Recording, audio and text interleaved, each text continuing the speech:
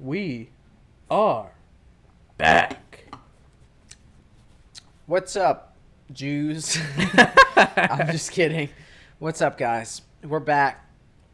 And better than ever. Just kidding. We're coming off a terrible night where fucking Conor McGregor got pretty much knocked out by Dustin Poirier. So I'm having quite a bit of a hangover right now. My life is smashed to pieces. The UFC is taking a turn for the worse. And we got a lot to talk about. We got a lot to talk about today. We're going to get to that in a minute. To start, I think we're going to have another topic. And then we're going to talk a lot about UFC today. Because there's a lot going on right now, especially with the lightweight division. Because Dustin Poirier just knocked off Conor McGregor. Justin Gaethje lost to Khabib. Yep. Charles Oliveira is on a huge win streak. Tony Ferguson has lost back-to-back. Dan Hooker might have just retired. Michael Chandler made one of the best debuts you've ever seen. And if you missed it, sucks for you. There was a lot to see at UFC 257. One of the best pay-per-views I've ever seen. Maybe not fight-wise, which it was still phenomenal. But as far as the results go, there's a lot left to look forward to. That's not the end of it. That's just the beginning. And that's what makes the UFC so great. It's not what's going on currently. It's what's going to happen in the future. That's what makes the sport so good. There is no Super Bowl. It's never over. It's always on to the next one. And that's why it's such a great sport. And that is why my confirmation of Khabib coming out of retirement is a big deal. That would be the Super Bowl. Because that would be his last fight. But anyways, we're going to get into some other talks first. Yeah. So, David, what do you want to get into? So, since we skipped the albums last week, I figured we'd get right into that first, and then we'll spend pretty much the rest of the podcast going over what transpired last night during UFC 257, and then talk about, potential future matchups for the lightweight division specifically, and then go from there.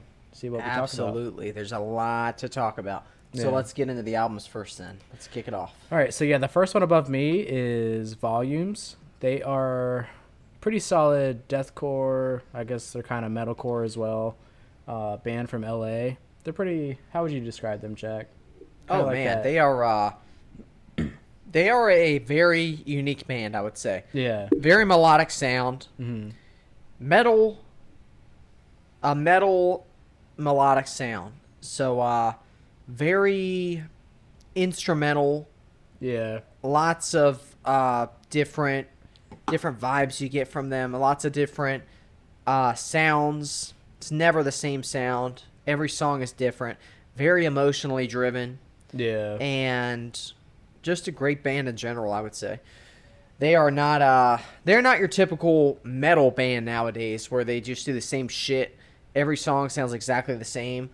What did I say the other day? I was listening to Sirius XM, and it was Octane, which is the hard rock bands that aren't even fucking hard rock.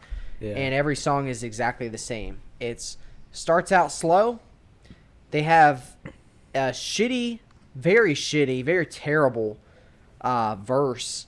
Then they have a build-up to the chorus. Then they have a semi-catchy chorus, like a pop song. Then after that, it goes straight back. It's a roller coaster ride. It goes terrible, terrible, terrible, terrible, terrible, terrible. Okay, what's going on? Oh my gosh, we're at the chorus. Oh, I can sing this. This is the only part of the song that I care about, which makes it fucking catchy. So I like it because of that, even though the rest of the song sucks. Yeah. It goes straight back to the fucking roller coaster ride. Just fucking spew. That's how it is for me. It's not even listenable. I don't care about the catchy chorus. I want a good song. Music nowadays isn't like it was back in the day where you release an album and people didn't demo the album and buy songs. You bought the album. Nowadays, you just be like, okay, I like that song. I'm going to buy that song. Or, I got Apple Music. I'm just going to download the whole album. If it sucks, I'll take it off. They still got their money. Back in the day, you had to make good fucking albums because people had to go buy them. People listened to every album. You had to flip the album over. You had a vinyl record. You had to play one side of the album, play the other side of the album. You could say, that side sucks. I'm not even going to listen to it. I'm just going to listen to that first side. But then that takes away from the album. If you got a bad vinyl side, then people don't want to listen to your vinyl. If you got one bad side, one good side, people are going to be like, fuck. I don't even feel like switching the sides. I just want to put something on, and I don't feel like taking the vinyl off. I just want to put something on and listen to it. So you know what? It's only 5 good songs out of 10. You know what? Screw it. I'm not going to listen to that album. Yeah, but I mean, you also have to figure that bands back then, like especially in really any time before the 90s, before like 8 tracks came out and like CDs and shit like that, you really only needed one hit on an album to get on the radio. I 100% disagree. You disagree? 100. You don't think 1,000,000% disagree. You don't think that got people to buy a vinyl record because you'd hear one song on the record? That's why there's so many one-hit wonders from that time frame. It's not as common back then as it is now. That was for your radio-friendly music. Stuff that I listen to, like Motley Crue, Guns N' Roses, any of those bands, they don't have one-hit wonder albums. They have good albums. That's because you enjoyed that music and you like those bands. Huh? It's because you like those bands and you enjoy that type of music. No, that's not the only reason. You never hear... Look, there's plenty of albums out there where you hear about one-hit wonders. I could Google one-hit wonders and see a million of them from the 80s. Yeah. They had one good radio-friendly song. Motley Crue wasn't a radio-friendly song. Neither was Guns N' Roses. And it's not just because I like them that they're not radio-friendly bands.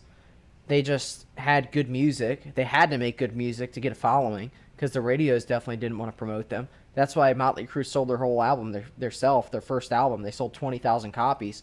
Because no one wanted to sell their records because they didn't want to support them. Well, guess what? Motley Crue said, okay, we'll sell them ourselves. They sold 20,000, blew up, and next thing you know, the record deals came flying in. They were like, oh, wow, these guys can actually make us money. Let's go ahead and sign them. But they were good musicians. They knew how to write music. They knew how to make music. They knew how to get the crowd involved, and they made banger albums because they had to. If they didn't make a full album that was good, they would have never been a good band. Yeah, but they're a success story. I mean, how many bands were like Motley Crue that didn't have success at all? That didn't have success? Yeah. They were one-hit wonders. Overdrive, my band.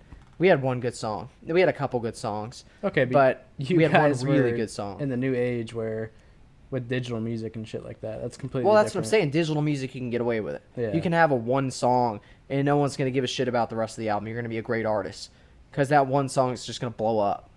Back in the day, you weren't going to blow up unless you had a full album that was good. You couldn't have a one-song album. Like, let's take, for example, that guy at the Volume show that sold me his album. Yeah. He was a one-hit wonder. And this is why he hasn't blown up. That guy's capable of making good music, but the only reason he even sold that is because he had the guy from Volumes on the CD with him. On it, If he didn't have that, I would have never bought it, and neither would anybody else.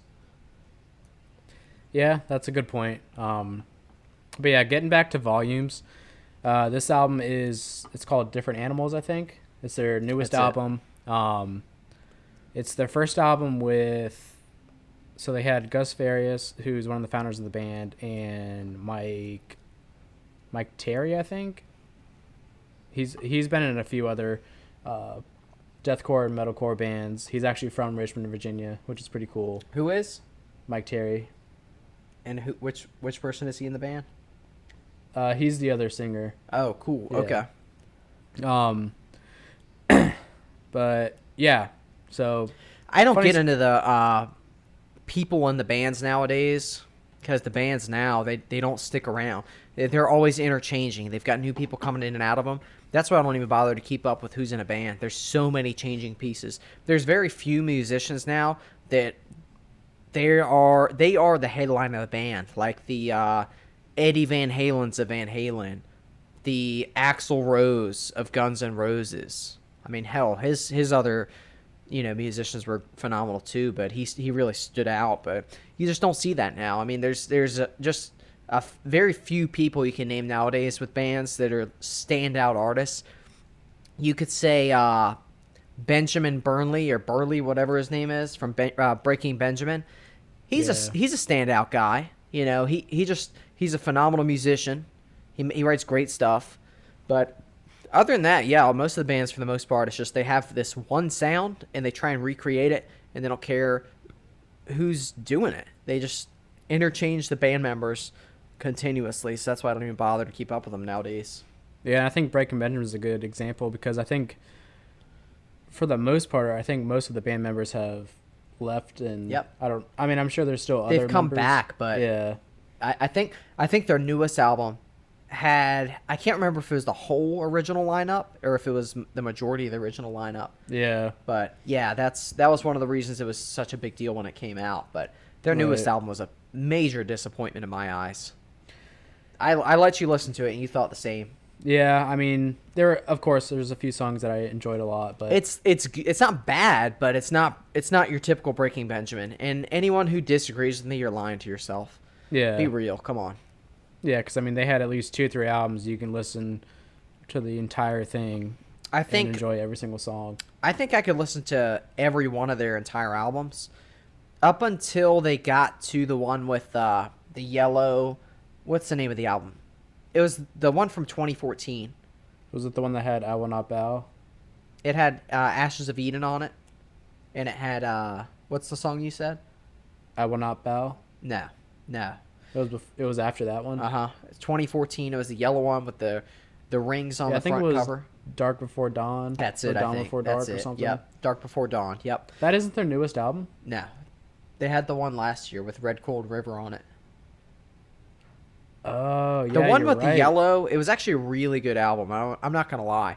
I was really into it, but now when I look back on it, it's not as good. But at the time when it was released, it was great. But like I said, most of the music nowadays, you just need one good song, the whole album sells. That's why that album to me is great, because for the time that we're living in, it was a great album.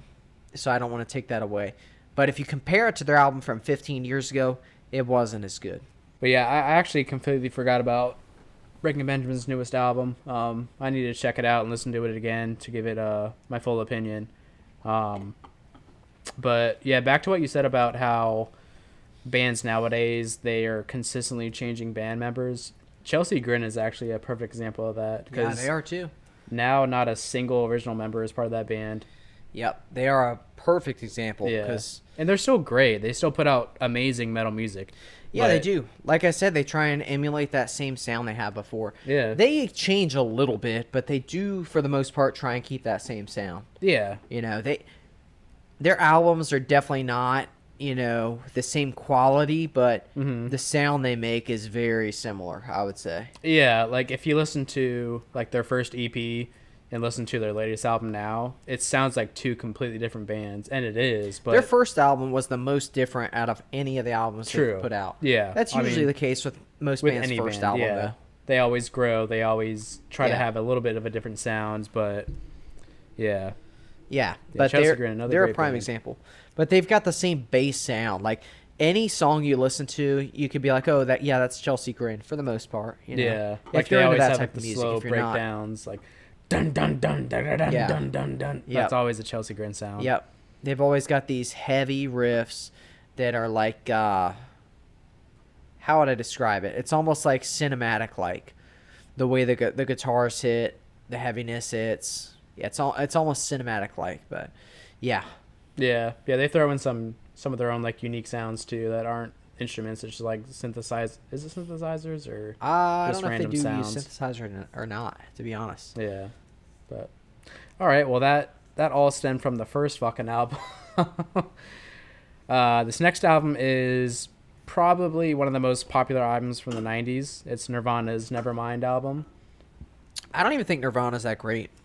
Oh They my had some God. good songs, but I don't think they were as great as everyone says they were. What is that? I got a Kurt Cobain book my sister got me for Christmas. Oh, really? Yeah, I still need to read it. Is it like an autobiography or? Yeah, it just talks a lot about him. I feel like he was an awesome dude, Mm-hmm. and he was a very musically talented guy, but I think Nirvana is very overrated. I am a fan, but I do think they're overrated. Most people wouldn't admit that, but I'm willing to admit it. Nirvana's a well overrated band. Wow. I disagree 100%. Okay, name 5 good songs. 5 good songs. Yep. Come As You Are, All Apologies, Smells Like Teen Spirit, Lithium, and You gotta think. Well, I have a few songs. I'm just trying to think of a top 5. I guess Breed. Okay, name a good song that's not mainstream. Name a good song that no one knows. The Man Who Sold the World. Everyone knows that. It was on Guitar Hero 3. What? Yeah, it was on Guitar Hero 3. Oh, I didn't know that. Yep, it was one of the last songs you had to learn. Yep. It was really big. Everyone knows that song. Really? Yeah, Guitar Hero 3 was free with Xbox. So anyone that has an Xbox knows that song. How does the song go? Say it. What's the name of the song again? The Man Who Sold the World. Ah, fuck. How's it go?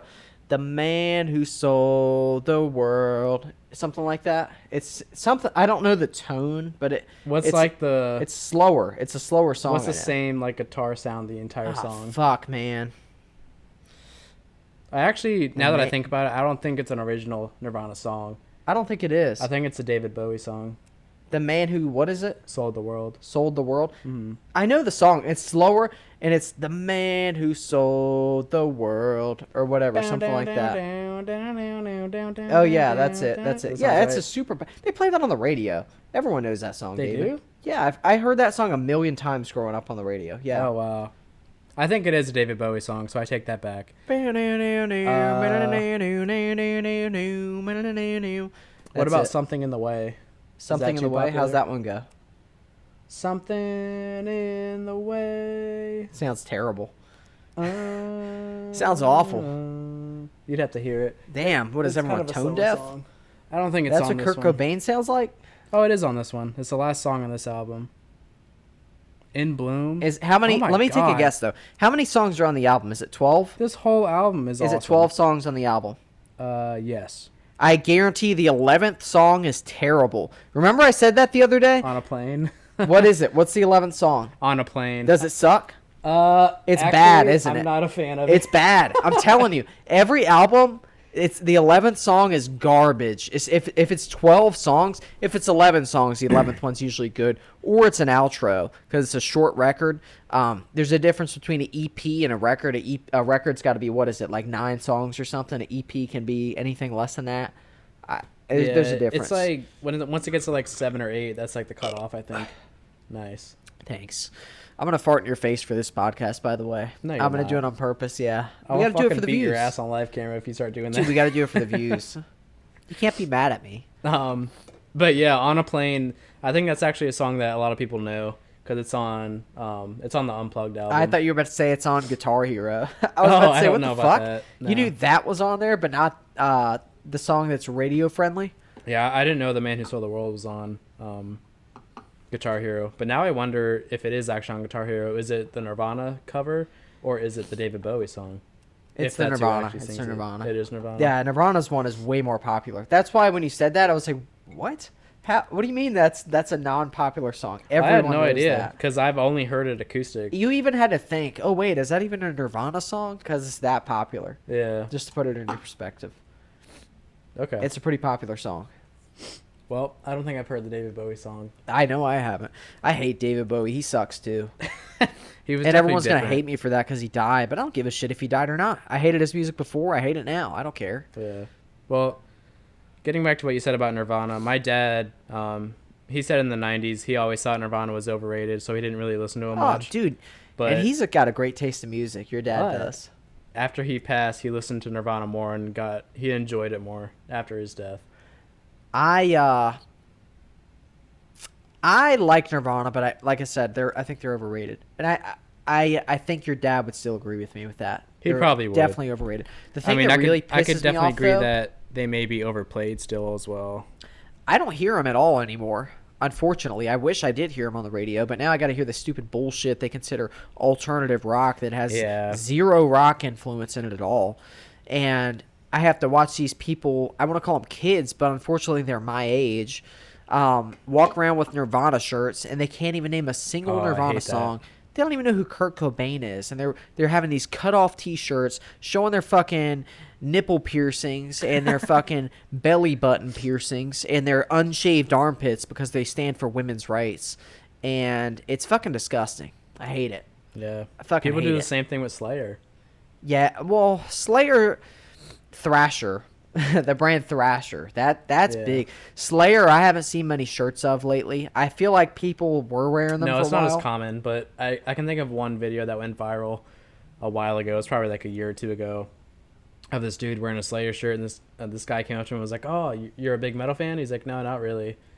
And he's like, "Why are you wearing a Slayer shirt?" Yeah. He's like, "Oh, I just think it's cool." I you don't just even think know it's who cool Slayer to support is. things I don't even know.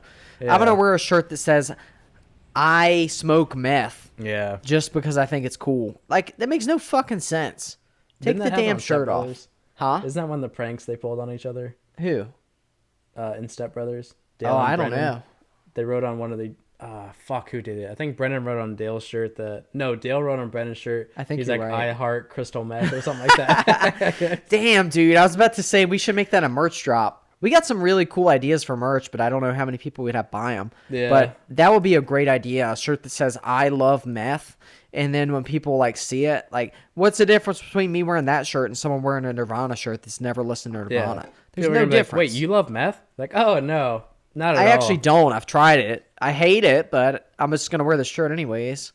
I would rather see that than someone that doesn't even know what meth is, Yeah. or Nirvana.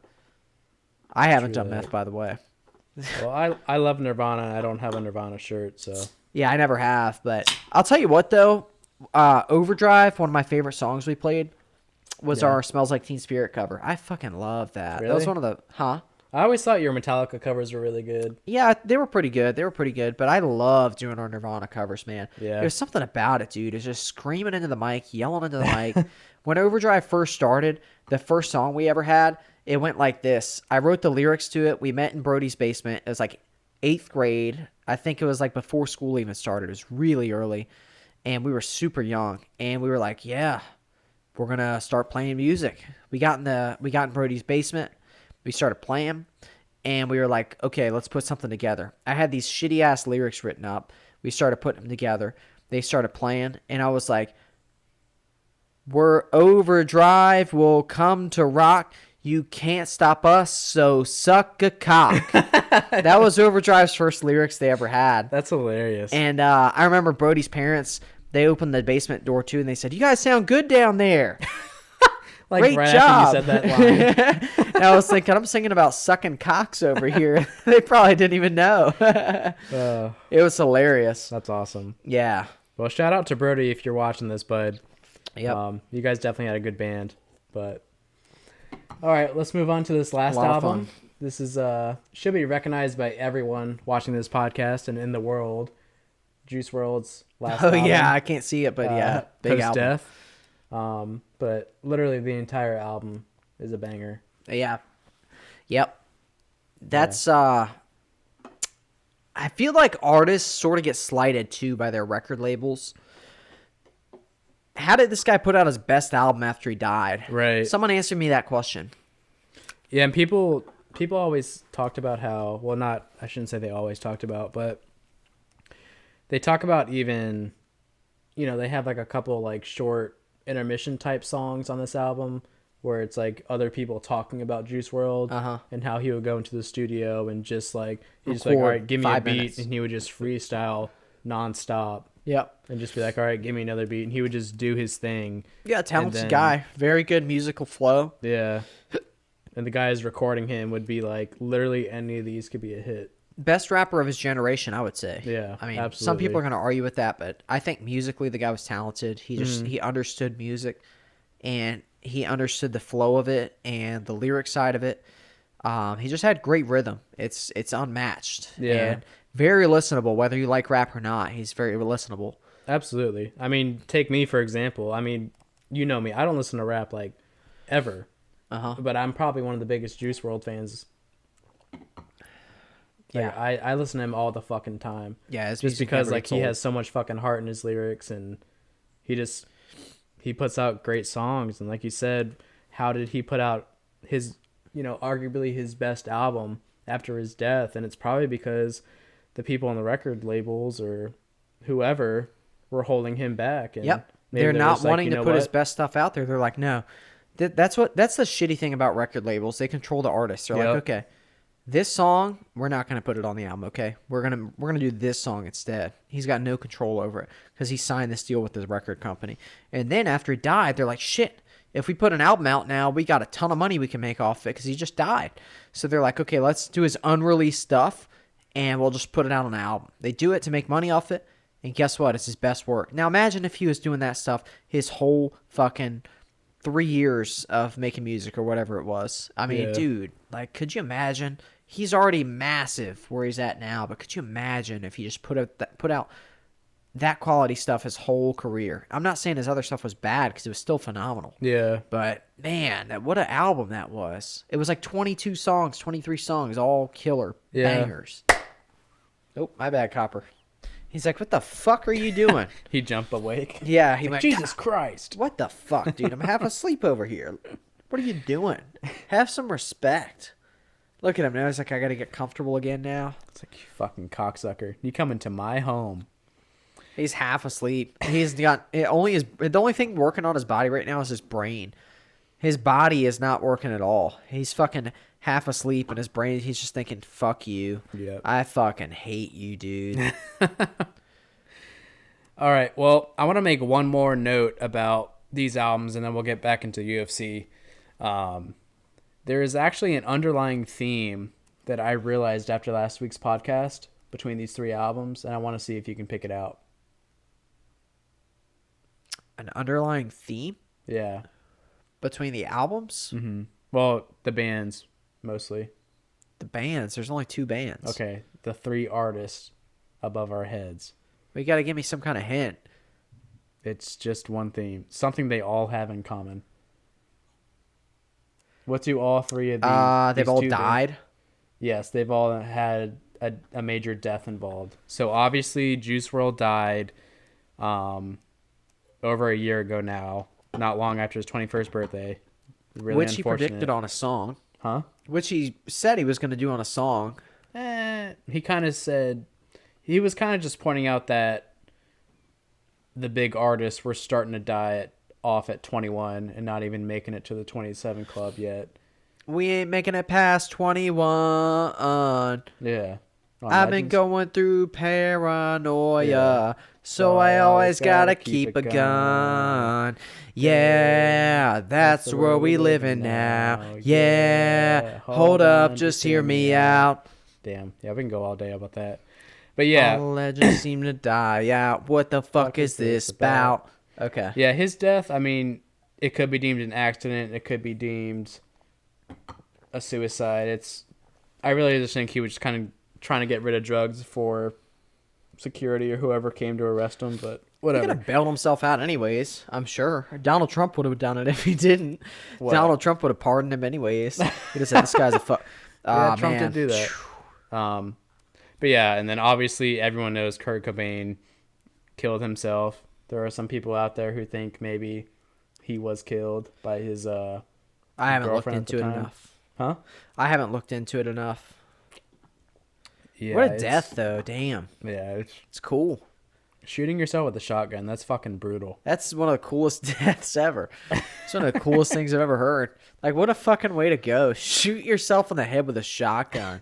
That's fucking badass. Being, like, in the room with detectives being like, how did he kill himself with a shotgun? Like, you can't reach that with your arms. And there's that one detective like, he could have used his toes. Yeah. It's like, Jimmy, have you fucking thought about this? He tied it to the door, though, didn't he? Oh, did he? Yeah, he tied a string to the door. And then what, slammed the door shut? He tied the string to the door and just walked towards himself. And the string just pulled the trigger. I think that's what happened. Huh. I think. Don't hold me I guess to I it. have to do more research on it, too. That's what I heard, I think. Like I said, it might be complete bullshit, but I think that's what happened. Wow. Do you want to fucking lay down? Get out of the way.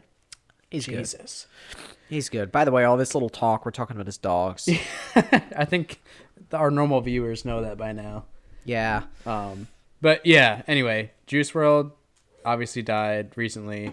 Kurt Cobain killed himself in the 90s. And Volumes, so the lead singer was kicked out of the band. I'll lay down. He was kicked out of the band around the same time Juice WRLD died, actually. December 2019, is that right? It sounds about right. Is that when Juice WRLD died? I I think it was. It wasn't last. It was definitely December. That's about right. But it wasn't last year. So December 2019. Yeah, right before I moved into my new place, because that album, once I moved in there, I listened to that album nonstop. This one? Yeah. Yeah. Anyway, yeah. His name is Gus Farias or something like that in Volumes. He was kicked out of the band for probably various reasons. He had a well-known heroin addiction that he was, I think, on and off with a lot throughout his music career. Yeah. His arms were... So this is what happened. You could tell... He started wearing long-sleeve shirts, like in the middle of the summer. Everyone was like, why are you wearing long-sleeve shirts? So eventually, everyone found out, he had some needle marks on his arms. So... a couple months went by, the band's, they noticed something was up with them, something was changing. So, one night they had a killer show. They were headliners. I think it was in like Chicago. They were a headline act. No, actually it was in Seattle. It was in Seattle. Yeah, they were the headline act and had a great night. It was like the last night of the tour. They went and they got some hookers. And the hooker took his pants off. And little did she know, he had been shooting his cock. How the fuck did I know you were going that way? Yep. So she screamed, and she ran away, and they got blue balled, dude. Wow. I'm pretty sure Gus, you just took that from Nikki Sixx. No, that didn't happen. They never were with hookers that night. Who, the night Nikki that he Sixx? Overdosed? No, they were just doing heroin on he was doing it in his bathroom by himself, actually. But he did stick his dick, didn't he? He did one time. Yeah, one time. Yeah, I remember you telling me about that. He wrote a book, didn't he? Yeah, it's a phenomenal book. Damn, I gotta read it. Dude, he's got a couple books. He had one, it was the Heroin Diaries. That one was okay. He got a second one that was called Lives of the Beautiful People. It was when 6am came out with their album in 2011. It was 2011 or 2012. Late high school for us. That book was better than the Heroin Diaries, I felt like. Heroin Diaries was really dark and down because it was all about heroin. But Lives of the Beautiful People was actually a good book. But the best book that was ever put out by Nikki Sixx or Motley Crue in general was The Dirt. Obviously, they made the movie out of it. It was that good of a book. But the book itself was so good. So good. It was like 500 pages, and I finished it very quick. I was reading like 130 pages a day. It was good. I got it if you want to borrow it. It's a really good book. Yeah, I'll read it. Yeah, it's better than the movie. The movie was great. Don't get me wrong. I haven't read the book in 10 years, but yeah, the book was great, man. Oh, fuck yeah. Yeah, I'll definitely borrow that and probably get it done in a week. How big is it? It's like 500 pages. Oh, fuck. No shit. Yeah, you'll finish it quick, though. It's really good. Okay. Yeah, I'll read it. It's really good. Yeah, for sure. But, yeah, anyways, Gus Farias from Volumes, he had a well-known heroin addiction, and then some shit came out that he was getting paid by these lower bands that were asking him to be, like, featured on a song and pay him, like, $100 or whatever his fee was to be featured on a song. And then they would pay him, sorry, and then he wouldn't fucking do anything. What'd you say? Keep going. Oh. So then the band Volumes found out about this and was like, hey, if anyone's been, wronged by Gus and, paid for service that wasn't done, let them know. And they had to pay back a lot of fucking people. Whoa. Yeah, so he was spending. So were they paying him and he wasn't showing? They were paying him, and because I guess how it works is like, hey, you pay me, let's say it's $100, and then send me the part of the song you want me to cover for you. Yeah. And then whether he has set lines or not, he screams those lines or whatever the case. And he did do it for a lot of bands. Yeah. But I guess there was a group of like lower bands that he was just taking money and then saying fuck off to doing it. Yeah. And he's probably spending it on fucking drugs. Dang. But Yeah, man. I think that's why he got kicked out of the band. And then his little brother was the rhythm guitarist, I think. Maybe he was the lead guitarist. Nice. But he was another original founder of the band Volumes. And since Gus got kicked out, obviously he decided to leave like less than a week later, just because, family comes first. And I get that. And then like less than 2 months later, last February, he ended up fucking dying, the guitarist.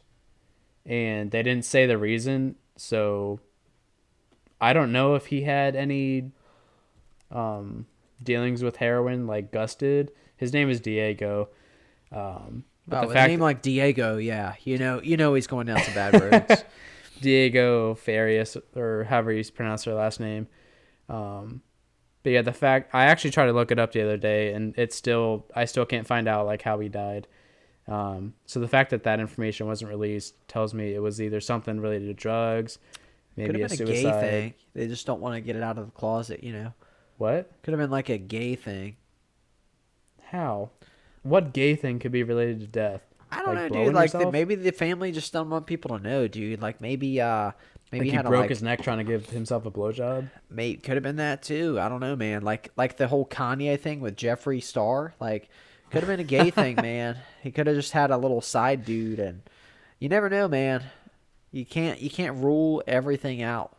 That's very possible. Why else would they hide it? Everyone knows the other guy died from heroin. Could have definitely been a gay thing, man. Yeah, but the most common two things when they're kind of subtle about how they died, it's because of either something like suicide or a drug overdose. That's what we think. Alcoholism or whatever. But yeah, that was something I noticed that I didn't mean to do when I put these 3 albums up, is that all 3 of them have dealt with major deaths in the band. So yeah, didn't mean to end on such a depressing note for these great albums, but that's the way it be. Could have ended it on the gay thing. Could have went on with that a little bit more. You always want to go on the gay thing. Yeah, everyone likes a little gay joke. Everyone likes a little fun. But yeah, Volumes obviously is still creating great music. What's his last name? Who? The guy that died? Farias. Yeah, apparently Mr. Farias likes a little fun too. Yeah. Yeah. Yep. Likes a little bit too much. So. But another interesting note on came back to bite him. Volumes. So a cool thing about Volumes is you don't see this across many metal bands. They always have 2 vocalists. They have both guys scream, but one guy typically screams more, and the other guy has like clean vocals. Don't say that. Then it sounds like your generic metal band. They're not your generic metal band. Most bands that have that sound, well, most metal bands clean vocalist and just one have one non-clean, vocalist. That's what I'm saying. They're bad, but they have 2. But they are in rhythm. What other metal song has 2 vocalists? There's a lot of bands that use a clean vocal. They'll have the same vocalist, but they'll do clean singing and non-clean vocals. Yeah. Volumes has 2 different people, but they're not your generic fucking band that has your clean vocals and then they scream occasionally. Or I don't even want to say scream. I feel like that's a slight to bands. They use some heavier vocals. Yeah. I like that better. They use some heavier vocals and they mix in some clean vocals as well. But they're not your typical gay band that does it because it's a trend. They're actually a good band, so. Yeah, but my point with that was that Gus Farias and Mike Barr were the 2 original artists with Volumes, and then Mark Barr left because he just wanted to do his own shit, make his own music, and I think he has some success with that. Clean vocals. I haven't heard of anything else he's done. I mean, I haven't listened to it either, but... Why is it successful then? I mean, if you look him up on Spotify... I think he's had some success. What's their number 1 song? I don't fucking know. Well, I don't listen to them. But if you what makes you think they're successful? Look up Mike Barr on Spotify. I bet he has hundreds of thousands of views or listens on his songs. What is it? Mike Barr. If you look up his songs, I bet he has hundreds of thousands of listens. Okay. I've never seen his name. I've never heard it. But anyway, after he left because of some disagreements, that's when Mike Terry came on from Richmond, Virginia. And then after Gus left, Mike Barr came back. So now Volumes is Mike Barr and Mike Terry. So they're still making music? Yeah. Oh, cool.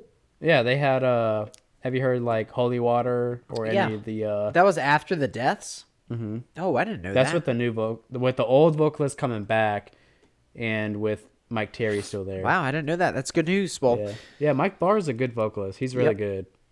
Cool. He said he left Volumes because he was tired of screaming. I think that was part of it. He just wanted to sing. He does have a really good singing voice. That's gay. It's not That's gay. boring. Yeah, it is. Super boring. What do you mean? Would you rather listen to Lady Gaga or Volumes? Oh, Volumes. There's your answer. It's not. They have it's some gay. clean vocals too. I'm just saying clean vocals aren't gay. They are. They're kind of gay. I mean, the majority of the music I listen to, and you know this, has non-clean vocals. Yeah. It's growling and screaming and fucking whatever other noise a grown man can make into a microphone. Yep. So if you give that up That doesn't to go mean sing, clean vocals are gay. that is a little gay. I don't think so. I think it's gay. If you give up being the lead singer of a fucking metal band to sing in a fucking a cappella group, that's a little gay. 100%. That's not what he did, but I get what you're saying. I think there was more disagreements with the rest of the band, specifically Gus. I don't care Gus about and them. Mike. If anybody leaves a metal band to go be in a fucking singing group to sing pop music or whatever the fuck they do, it's fucking gay. He did his own shit. I don't know how you would describe his music, but it was just... just like the guy from Korn. He sucks too. They consider his music rock. He's fucking garbage. Oh my gosh. I'm so embarrassed to say that guy's even from Korn. What's the guy's name? Do you know what I'm talking about? The vocalist? Davis? The whatever. vocalist? Yeah. Is it Johnny Davis? Jonathan Davis. Yeah, his Jonathan, music is yeah. some of the worst music I've ever heard. It's fucking garbage. Damn. I haven't heard his solo shit. Oh, don't. I'm glad that you haven't. It's so bad. They play it on Octane too. It's the furthest thing from rock you'll ever hear. And they sell it as rock music just because he's in Korn. That's sad, because Korn was actually one of the first like metal bands I listened to that got me hard into metal. Yeah, like that goes for a lot of people, I elementary feel. school. But they fucking that solo album. Like, I guess eventually you get bored of doing the same thing after you've been doing it for over 20 years. But yeah, it's fucking garbage. But yeah, anyways, we're gonna get into some UFC now. Yeah. What we've been trying to get into, but we've been going on and on and on and on and on and on. Yeah, that topic went on way longer than I thought it would, but I gotta get this deviated septum fixed. can't breathe. But dude, I haven't been able to breathe well the past fucking week. Because you have corona. I have a deviated septum. I do not have corona. So He's got corona. for those of you watching, week? I started not feeling too hot. Not long after our last podcast, actually got 2 COVID tests. It was COVID before the test last done. podcast. It was like the day of the last podcast. Yeah, it started coming on. I started getting a sore throat during our last podcast. Got 2 COVID tests done the day after that. Both came back negative. I tested negative for strep. They said it's just something viral, probably just fucking cold or allergies, but Okay. still getting over it. Hopefully it's not COVID. I mean, I think it's highly Still unlikely. getting over it a week later. I mean, it's died down a lot. I'm still a little mucusy, but that's about it. I felt bad. My immune system is phenomenal. I knew that David was sick last week. I didn't give a shit. I picked his drink up. I drank right out of it. I know you noticed that because you pay attention to stuff like that. So I said to myself, I was sick before David was. I might have been. Who knows? I never get sick. So I never get sick either. My work might say otherwise. My job hours might say otherwise, but I never get sick. And yeah, just to prove that fact, yeah, David said, I might be getting sick last week. So I said, you know what? Fuck it. I'm already sitting next to you. I'm going to drink out of the same drink just to build my immune system up. I feel great. I haven't had any issues. Yeah. But I do that shit on purpose, dude. I don't give a shit about people being sick. That's the key to it, dude. You got to not fucking... Coronavirus would end if everyone just fucking stopped worrying about it. Seriously, it would have been done by now. It would have been done a year ago. Yeah. I mean, you can... And the world would be a better place because the population would be cut by 0.1%. You can be sick and not be sick with something that's that contagious. Like I think what I'm dealing with is mostly allergies. After a week. Yeah. You're lying to yourself. That's the biggest lie you've ever told. What do you think said, it is? Yeah, then? dude. I've been feeling like this for a week, but I think it's just allergies. What do you You think know it how is? crazy that sounds? What do you think it is then? I've never had allergies for a week straight. You got a cold. You might have corona. I don't think so. You at least have a cold though. Okay. For a week straight, you got something. Well, if it's a cold, then it should be like easily contagious. And my wife hasn't gotten sick. My daughter hasn't gotten sick. I think you got corona, My dude. parents haven't gotten sick. That's what I'm saying. You got corona. Because I know a lot of people that have corona that no one else got sick but them. Yeah, That's how it works. That's actually a good point. He does have 2 negatives, but I fucking swear, dude. Title of this video is going to be David's got corona. I swear. I fucking swear. If my symptoms don't like 100% go away over the next couple of days, I'll probably go back and get tested again. Time to get in the hot tub so we can get a shirtless picture for the thumbnail. Yeah, we'll see. No, we're doing it. Pantsless too this time. Pantsless too? Yeah. Well, Matter of fact, let's just float upside down with our dicks flopping out, and it's just our for the legs sticking out of the water. Yeah. You think YouTube could flag that? Like, their facial recognition, there'd be no face there. It'd just be our legs sticking up in the air and our dicks. Just a pair of balls and dicks? Dick and balls just hanging upside down, yeah. Oh, Jesus. Yeah, I think we'd get away with it, dude. We might get quite a bit of views, so it might be worth looking into. Yeah, we'll see. Anyways, we got a lot to talk about with UFC, so let's Yeah. get into it before this podcast gets too long. Should give you the heads up at the beginning of the video of what time we start talking about UFC, because we have carried on and on and on and on about these records. So let's get into the UFC finally, and I am going to go ahead and start out with this bold prediction. Dustin Poirier just locked himself into the UFC Hall of Fame.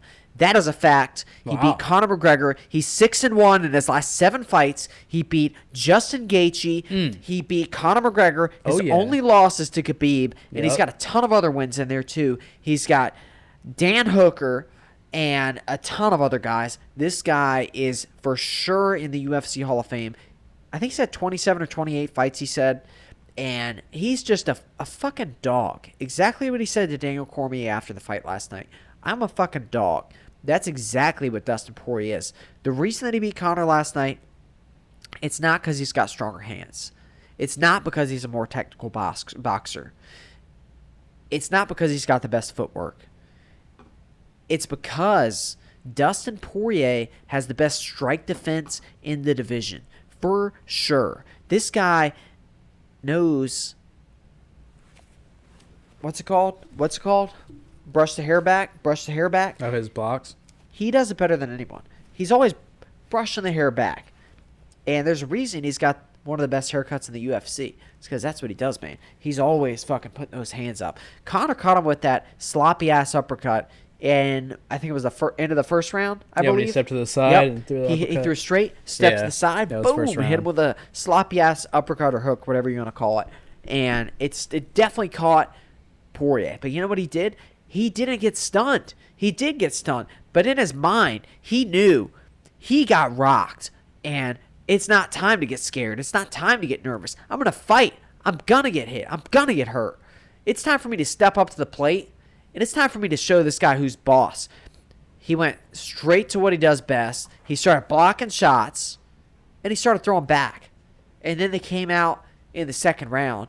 And Poirier looked better than ever. Yeah. It's like getting hit by Conor's strike made him a better fighter. It made him it put him in the zone. Lay down. It made him realize, hey, I'm gonna fight with Conor McGregor. It's not over. This guy rocked me. Everyone wants that guy to win.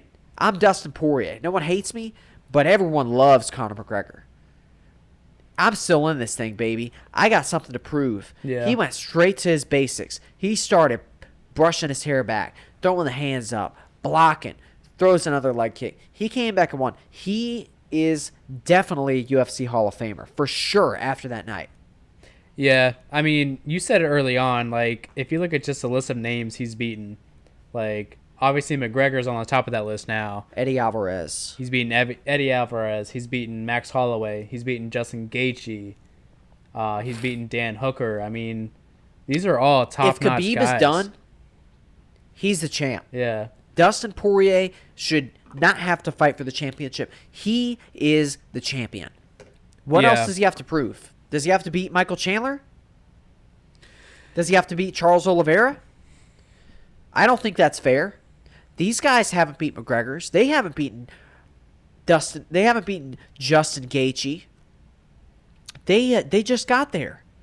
He beat Michael Chandler in phenomenal fashion. I'm not taking anything away from him. Beat Dan Hooker last night. It was a phenomenal fight, and it was a great finish on his part.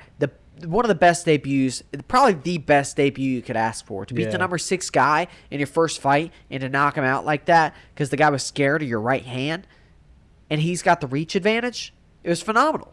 Got scared of his wrestling. This guy's a technical fighter. Yeah. And the way that he finished him was overlooked, I think. He set that up.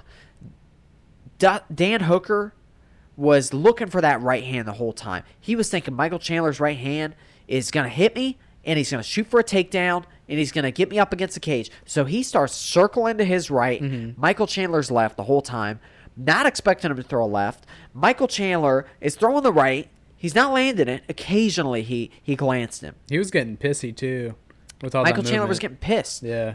Dan Hooker was avoiding him the whole fight. And you know what Chandler did to counteract it? He threw a straight to the body to drop the hands of Dan Hooker just to come up over the top and step into a left hook and drop him. That's what dropped him. Perfectly executed. One of the best finishes you'll ever see. It was his first attempt at it, too. He didn't throw pretty much anything else to the body. I think he threw a couple to the body, but I don't think once he tried to finish it up with a hook, a left hook. What a phenomenal finish. What a card it was last night. There's a lot left to be talked about. Yeah. So, sticking on Michael Chandler, another thing that I think he did amazing was his call-out. He called out Khabib. He called out Poirier. He called out McGregor. He pretty much just said to the entire lightweight division, I don't give a fuck who you give me next, but I'm going to beat you, and I'm going to fucking run this division. And I like that. I'm done throwing shade on Michael Chandler. He's fought. He's proven he fucking belongs in the UFC. And now I'm ready to see him be a fucking title contender. And I don't know if he'll get, a title match right away. I think there has been some talk that, and I think Dana White said right after the fight that it's looking like Poirier Chandler might be the next fucking title fight. And I think that's a strong possibility. It's bullshit. That's what it is. But maybe he has to fight somebody. Maybe he has to fight Gaethje before he fights for a title. Dana is just excited about the fight card last night. He was looking at the views. Yeah. That's not actually going to happen. I don't think Chandler versus Poirier for the title is actually going to happen. And let me tell you why. Michael Chandler should not get a title fight against Dustin Poirier. I got nothing against Michael Chandler. I'm very impressed with him. Super impressed with him. I think he's the real deal. But he has not done enough to deserve a title fight. Dustin Poirier had already beat Michael Chandler. Dustin Poirier had already beaten Dan Hooker. So he doesn't deserve a title fight for beating Dan Hooker. For sure. He was number 6. He's got 5 guys in front of him and the champ. He does not deserve a title fight from that one win. For sure. For certain. So here's what needs to happen. Oliveira and Michael Chandler are getting the easy part of the deal. The work's already been done for them. They're coming into the situation with everything laid out in front of them. Khabib, I think, is retired. Based off Dana's talk, he is retired. Now, what needs to happen, I believe, for Oliveira to prove he's the real deal is beat a top guy. Beat a Justin Gaethje. Beat a Dustin Poirier. Beat a Conor McGregor. Beat one of those guys that have been around. The guys that people can't finish. That's the honest truth. Those are the guys no one wants to fight because they're so damn hard to finish. So Oliveira, phenomenal job. You look like you've got the best jiu-jitsu skills in the entire UFC, maybe in the history of the UFC. I've been arguing that for a long time and no one wants to listen to me until now. But damn, he needs a top win. He does not deserve a title fight yet. These guys have been fighting for too long to get to the belt, and he can't jump ship and get in front of these guys. So what needs to happen? If you're going to build the hype train of Michael Chandler and you want Charles Oliveira to be there for the title fight, maybe set those two guys up against each other. You got Justin Gaethje sitting on the sideline right now. Everyone's forgetting about Justin. They're throwing Michael Chandler into the mix. They're throwing Charles Oliveira into the mix. And Dustin Poirier, obviously you got to throw him into the mix, especially after last night. But Dustin Poirier, in my eyes, is already the champ. Yeah, Khabib's I done. think a lot of people would agree with that. But I don't I don't see Dana White just being like, you know what? Since Poirier won, Khabib has said, I'm not coming back. So I'm going to strip the title from Khabib and just give it to Poirier. I don't see that happening. Huh? That needed to happen last night. After Dana's talk with Khabib, this is exactly what happened in their talk, I guarantee you. Khabib said, if Conor wins this fight, maybe I come back and fight him. Well, he didn't win. As soon as that happened, I think they should have said, okay, Dustin won the fight. Dustin's the champ. Where we know for a fact Khabib's not coming back because Dustin beat Conor. Khabib was only interested in fighting Conor or GSP. Guess what? Neither of those guys are going to be fighting for the title, so we're going to just give the title to Dustin Poirier. That needed to happen. That needed to be done. It might be too late now, but that should have been what happened. I agree with the concept of that. And I think if they did it now, no one would be angry if they did. Has that ever been done, though? Has Dana White ever just been like, okay, you're the champ after the fact? I mean, you want that somewhat upset? Ceremony of new undisputed champion in the lightweight division or whatever the fuck Bruce says. Yeah. Like, you want that in a title fight. And I think taking that away from Dustin kind of isn't fair to him, mostly. He'll be interim champ. But that's the thing. Like, why not just say... Like, it happens all the time to where the champ goes a while without fighting and isn't able to defend his belt in a certain amount of time. And then Dana will be like, all right, well, this fight between the two contenders is going to be for the interim champion. Why not do that last night? Why not have that fight between McGregor and Poirier be for the interim title? That way it's still awarded that way. And if Khabib is like, you know what, I'm giving up the belt, then it's easier to just be like, okay, you're not just the interim, you are the fucking champion. Because Dana wanted Conor to win, so Khabib will come out of retirement and have another fight with him and make a lot of money. So that's the only reason it didn't happen. And you saw the change in the tone of voice of Dana White after the fight. Yeah. Upset, Conor lost. Oh, yeah. For sure. I feel like the UFC world was like that. But now, this is what needs to happen. This is the perfect matchmaking scenario here. Hold on. But making last night's fight for the interim title wouldn't change any of that. You know what I mean? Like, if McGregor ended up winning and he's the interim title, he's the interim champion, and Khabib does come back to defend his title against the interim champion, like, that still works. You know what I mean? And if Poirier, obviously he won, if he held that interim title, I feel like it's easier to just be like, okay, well, now you are the champion because Khabib just, for certain, said he's not coming back anymore. You got a good point. Yeah. You got a really good point. So that makes you wonder what's going on with Dana's mind. Now, I really don't think there should be any question to it. I feel like Dana is thinking too much about it. And he's thinking, okay, maybe we shouldn't make this an interim match because what happens if Chandler does what he did last night? That's probably what was going through Dana's mind. Now, Dana needs to slow down, pump the brakes on Chandler. He beat Dan Hooker, who was ranked 6th. He's got 6 guys in front of him. And he needs to realize Michael Chandler beat Dan Hooker. He didn't beat Justin Gaethje. He didn't beat Dustin Poirier. He didn't beat Conor McGregor. He didn't beat Khabib. He beat Dan Hooker, who was coming off of a loss, who had already lost to a lot of the top guys. And he needs to realize this guy still's got something to prove. And he needs to use that to hype the guy up even more. He doesn't need to throw him in the fire and put him up against Dustin Poirier. He needs to build him up more and get that super fight. That's what he needs to do. And in order to do that, the matchup to make, if you're wanting to give Oliveira a title fight, and if you're wanting to give Michael Chandler a title fight, obviously Dustin Poirier comes before any of those guys. Right. Neither of them have beaten a top dog like Gaethje or Poirier or McGregor. So what needs to happen is Michael Chandler versus Charles Oliveira to eliminate one of them. Justin Gaethje, the guy everyone's forgetting about, needs to go fight Conor McGregor. Wow. It's a crazy good matchup, highlight reel pay-per-view, and it's going to be a stand and bang match for the ages. Dustin Poirier needs to sit out.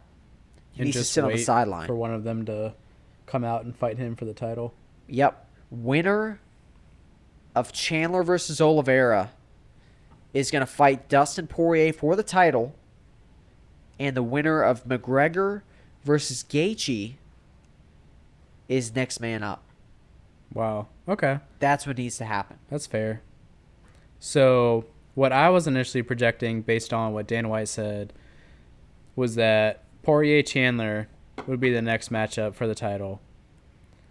Gaethje-Oliveira would fight for the next title contender, and then McGregor-Nate Diaz 3. And then I'll even throw in the idea of Tony Ferguson versus Dan Hooker, since they're both on a losing streak and they need to pick it back up, and they're both Who's behind these two guys, though? Fighters. We can't forget about the guys behind Ferguson and Hooker. Who is it? Paul Felder, RDA. Who else is back there? You know, there's one guy everyone's forgetting about, and his name's being brought up an awful lot right now. Who? Nate Diaz. Oh yeah. Did I not say boy. McGregor Nate Diaz? What a time to be alive. That matchup.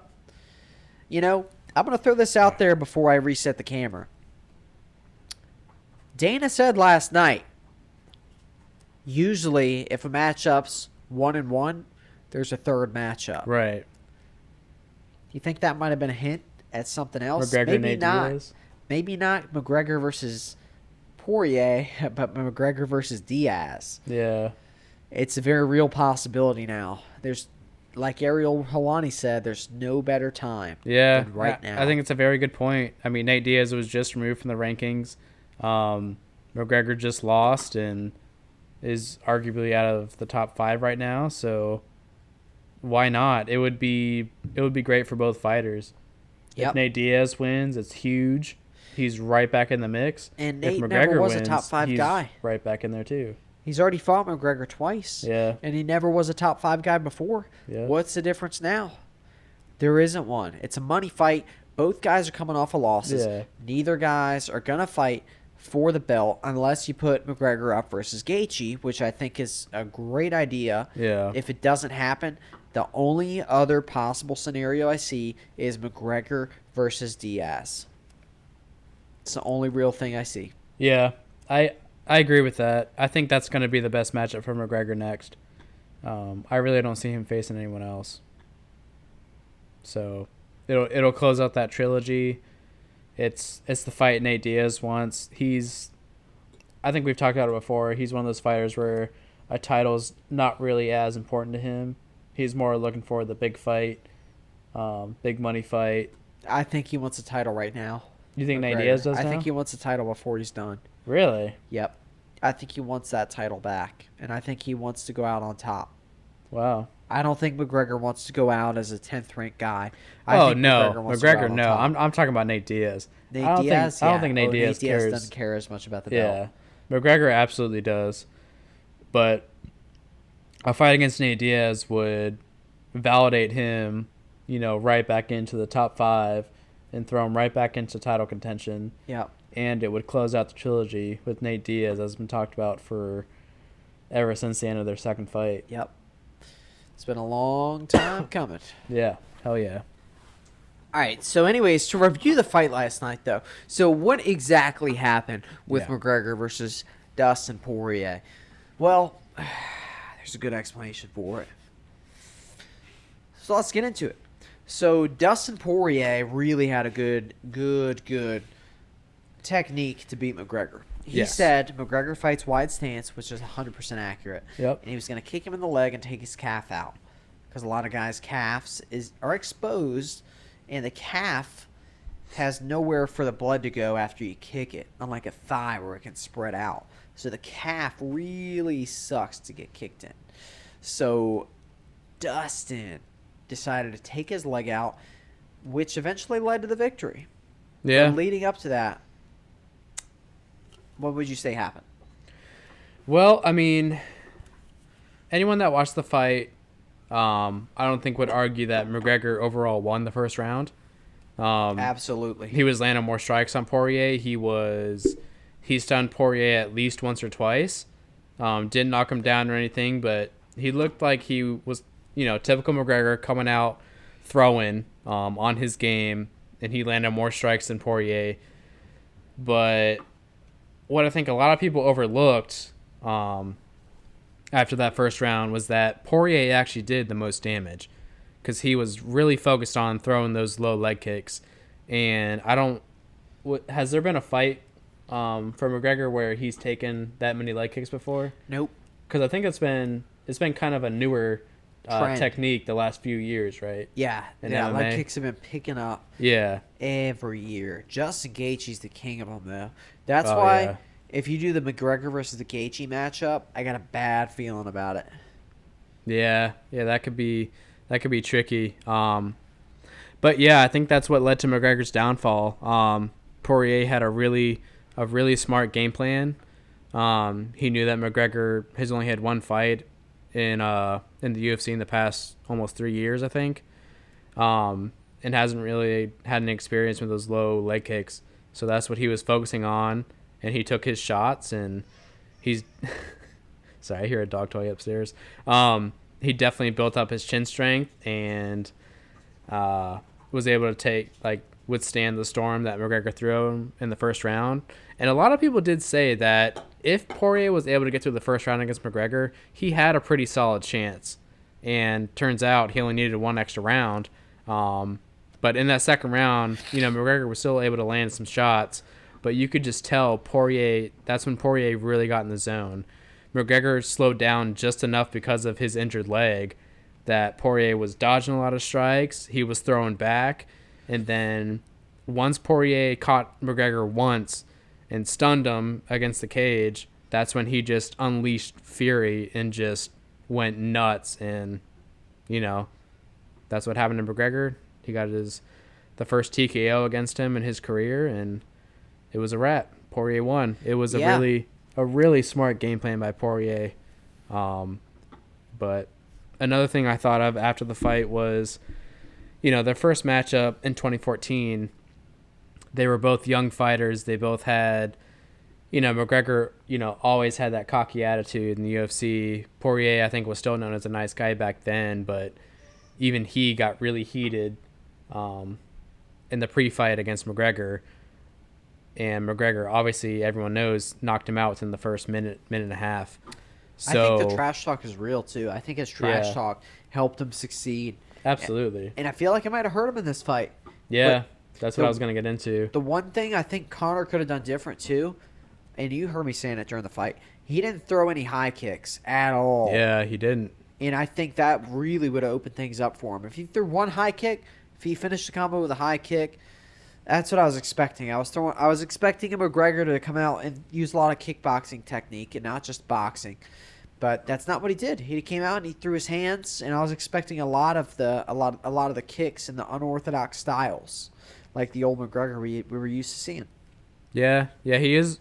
He has traditionally been good about using those hook kicks to dictate which direction he wants his opponents to go to set up his other punches. A switch kick, a spinning back kick. Yeah, there's a lot of things in his arsenal that he throws. Yeah, or just a high kick like against Cerrone. Yeah, what I was getting into is that their first fight, it was all going in McGregor's way. Like, he wanted the trash talk. He wanted to get in Poirier's head, and that's exactly what happened. Poirier played his game, and he lost terribly.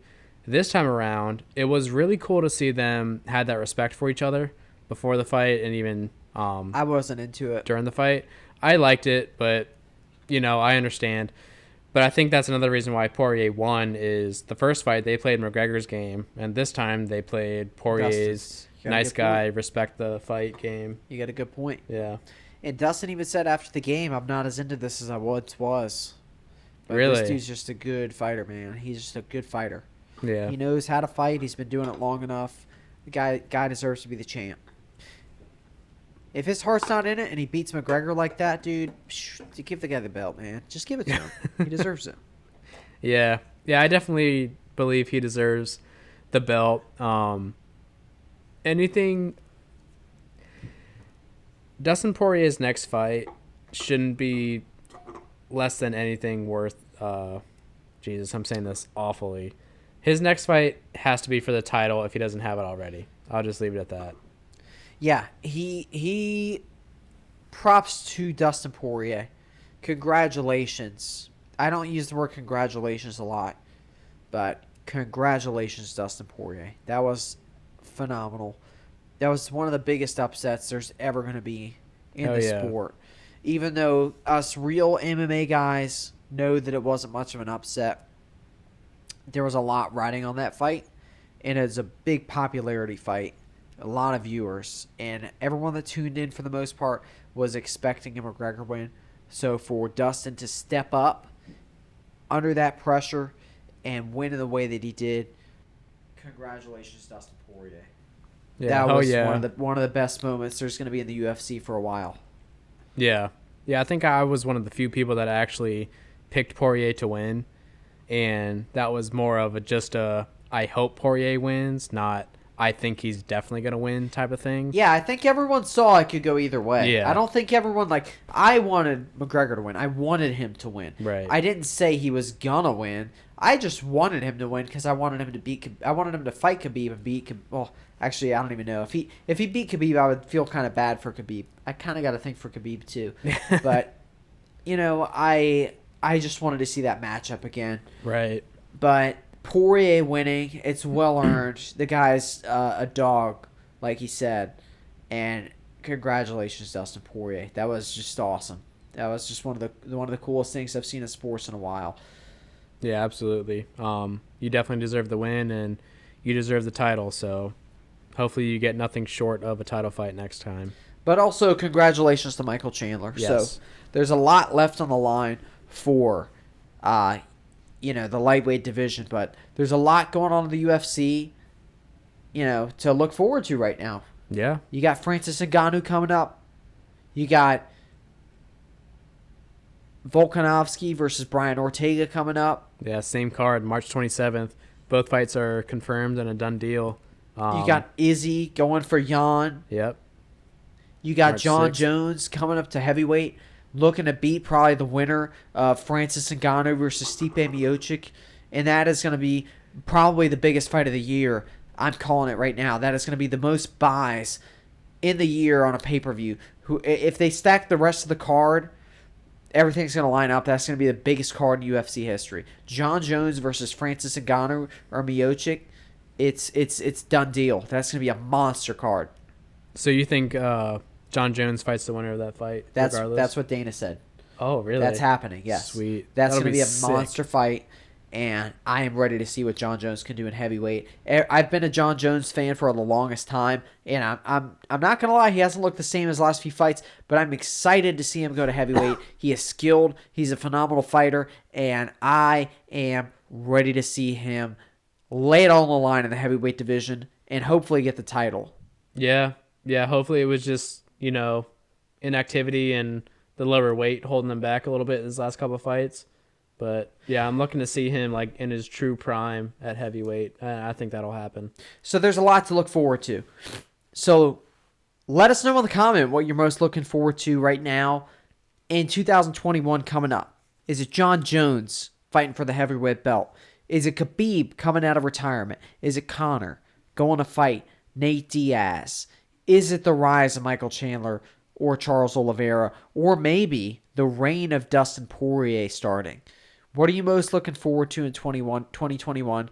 Let us know in the comments. Or maybe you're looking forward to a possible return of Henry Cejudo. Possibly. Or maybe even TJ Dillashaw. That's for sure going to happen.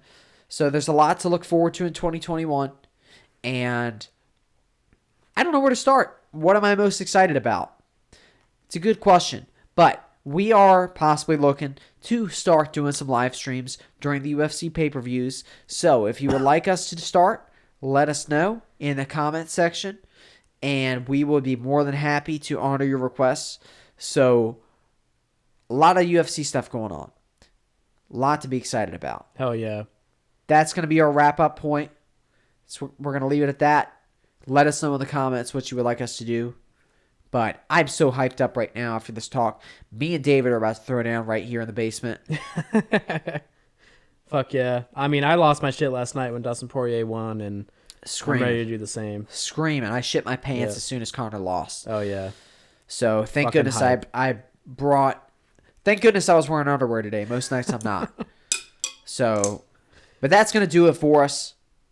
We're out. BonderFide Podcasts. Check us out on Spotify. Don't forget. Yeah, Spotify, Apple Podcasts, we're fucking everywhere now. We'll see you guys later. Have a good night. UFC 258 is coming up quick.